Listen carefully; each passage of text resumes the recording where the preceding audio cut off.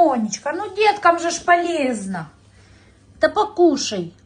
Покушай вкусный творожок, на. На, ну деткам полезно.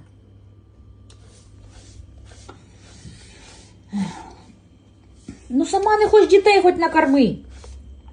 Дітей.